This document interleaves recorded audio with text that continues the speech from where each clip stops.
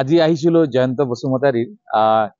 Camping কৰিবলৈ আৰু নিশ্চয় গম পাই যে আজি মুখ্যমন্ত্ৰী ডাঙৰীয়া এখন সভা হৈছিল আৰু তাত কমেও 20,000তকৈ অধিক মানুহ গোট খাইছিল আৰু মুখ্যমন্ত্ৰী ডাঙৰীয়াই নিশ্চয় গম পাইছে 1 ঘণ্টাতকৈ অধিক তেওঁ ভাষণ দিছিল আৰু দেখিছিলোঁ ইয়াত এখন চাহ বাগিচা আছে কাৰণ চাহ বাগিচাৰ মানুহবিলাক অহাৰ কাৰণে ময়ো সভাখনত উপস্থিত হৈছিলোঁ। মই দিল্লীৰ পৰা আহিছোঁ আজি আৰু তেওঁলোকৰ উদ্দেশ্যে কৈছোঁ কাৰণ আজিকালি চাহ বাগিচাৰ মানুহ ভাৰতীয় জনতা পাৰ্টি কৰিবলৈ আৰম্ভ কৰিছে কাৰণ যেতিয়া আমি আৰম্ভ কৰিছিলোঁ মই কৈছোঁ 98ৰ কথা যেতিয়া আমি পাৰ্টিত আহিছিলোঁ সেই সময়ত বাগানৰ মানুহ কংগ্ৰেছ কৰিছিল কিন্তু এতিয়া বাগানৰ মানুহ কংগ্ৰেছ এৰি এতিয়া ভাৰতীয় জনতা পাৰ্টি কৰিছে আৰু গোটেই অসমত এতিয়া বাগানত ভাৰতীয় জনতা পাৰ্টিক ভাল পায় যথেষ্ট ভাল লাগিল কাৰণ মই আজি কেইদিনমান আগতে মই ওদালগুৰিলৈ গৈছিলোঁ কাৰণ সেইটো ওদালগুৰি আজিকালি মংগলদৈ সমষ্টিত হয় দৰং ওদালগুৰি সমষ্টি আৰু তাতো দেখিছিলোঁ যে মানুহবিলাক ওলাই আহিছে সেইদিনাখন লাষ্ট কেম্পিং আছিল আৰু এটা ৰেলীত কিছু সময় মই অংশগ্ৰহণ কৰিছিলোঁ আমাৰ প্ৰমোদ বড়ো ডাঙৰীয়াৰ লগত আৰু আজি সেইদিনাখনে প্ৰমোদ বড়ো ডাঙৰীয়াক কৈছিল যে আজি সভাখনত উপস্থিত থাকিব লাগিব যাতে আমাৰ বস্তিৰ আৰু চাহ বাগিচাৰ মানুহ উপস্থিত থাকিব ঠিক তেনেকৈ আজি উপস্থিত আছিল আৰু আহি ভাল লাগিল আৰু দেখিছোঁ মানুহবিলাক খুব মন দি মুখ্যমন্ত্ৰী ডাঙৰীয়াৰ কথাবিলাক শুনিছিল আৰু এই দৃঢ় বিশ্বাস আছে এইবাৰ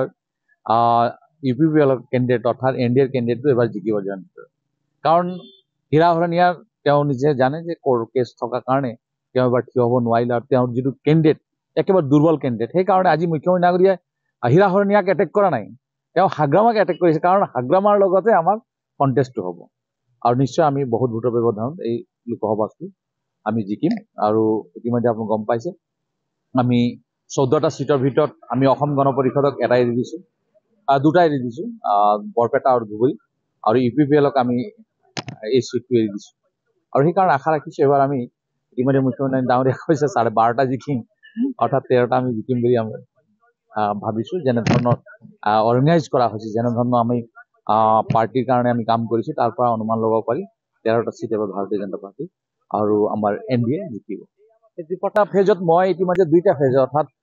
যিটো 19 তাৰিখ হৈছিল আপাৰ আছামৰ 5টা চিট য'ত মোৰ ডিব্ৰুগড় লোকসভা সমষ্টি আছিল আৰু ছেকেণ্ড ফেজত আপোনালোক গম পাইছে 5টা সমষ্টি আছিল এই 10টাই আমি জিকিম আপোনালোক জনাইছে এই 10টাই জিকিম কিন্তু এই 7 তাৰিখে যিটো নিৰ্বাচন হ'ব তাত 4টা হ'ব সেইটো এতিয়া আজি কৈ দিয়াটো অসুবিধা আছে কিন্তু এই 2টা ফেজত যিটো ইলেকশ্যন হ'ল 10টা অসমৰ কাৰণে হ'ল 10টা আমি NDA জিকিম ডিব্ৰুগড়ত নিশ্চয় জানে আপোনালোক যে মই ইতিমধ্যে কৈছোঁ যে মই তাত দুবাৰকৈ মই সাংসদ আছিলোঁ মই 14 চনত যেতিয়া থিয় হৈছিলোঁ তেতিয়া 1,82,000 ভোটৰ ব্যৱধানত সেই 25 বছৰৰ সাংসদ থকা এজন কংগ্ৰেছৰ তেওঁক হৰুৱাইছিলোঁ 1,82,000 আৰু ছেকেণ্ড বাৰ 19ত মই 3,62,000 হৰুৱাইছিলোঁ এইবাৰ টাৰ্গেট আছিল 5 লাখ আৰু সৰ্বানন্দ সোণোৱাল ডাঙৰীয়া এইবাৰ 5 লাখ ভোটৰ ব্যৱধানত ডিব্ৰুগড় লোকসভা সমষ্টি জিকিব এইবাৰ আপোনাক কিয় আঁতৰাইছিলে চাওক সৰ্বানন্দ সোণোৱাল ডাঙৰীয়া এজন ছিনিয়ৰ লিডাৰ তেওঁ অসমৰ মুখ্যমন্ত্ৰী আছিল আৰু পাৰ্টি সিদ্ধান্ত লয় যে তেওঁক এবাৰ কেণ্ডিডেট দিয়া হ'ব আৰু আমিতো পাৰ্টিৰ কাৰ্যকৰ্তা আমাক যি ক'ব এইটো আমি কৰা মানুহ আৰু আজি আমাক দায়িত্ব দিছে যে গোটেই অসমত ফুৰিব লাগিব পাৰ্টিৰ কাম কৰিব লাগিব মই পাৰ্টিৰ কাম কৰিছোঁ আৰু সেইকাৰণে সৰ্বানন্দ সোণোৱাল ডাঙৰীয়াক আমি জিকাবৰ কাৰণে যিমান পাৰি তাগত লগাইছোঁ আৰু কৈছোঁ যে 5 লাখৰ অধিক ভোটত জিকিব বিৰোধী পাৰ্টি তেওঁ মানে তেওঁৰ সংগঠন নাই প্ৰথম কথা হ'ল লুৰিণজ্যোতি গগৈ ভাল ল'ৰা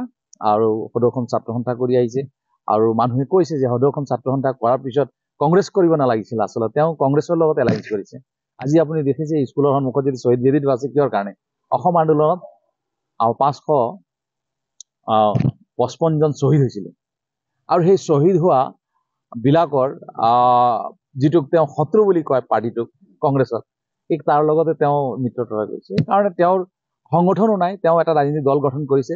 কাৰণ মই কৈছোঁ যে আমি 25 বছৰ হৈ গ'ল পাৰ্টিত আছোঁ আমি সংগঠন কৰিছোঁ আমি গ্ৰাছ ৰুটত আমাৰ কমিটি আছে তেওঁলোক কোনো কমিটি নাই কিন্তু ল'ৰা ভাল ল'ৰা লুৰিণজ্যোতি কাৰণ আমাৰ তাৰে হয় তিনিচুকীয়াৰ হয় আৰু নিশ্চয় তেওঁ ইলেকশ্যন খেলিছিলে কিন্তু সংগঠন নথকাৰ কাৰণে আৰু কংগ্ৰেছে তেওঁ ভাবিছিলে সহায় কৰিব আমি দেখিলোঁ কংগ্ৰেছে সহায় নকৰিলে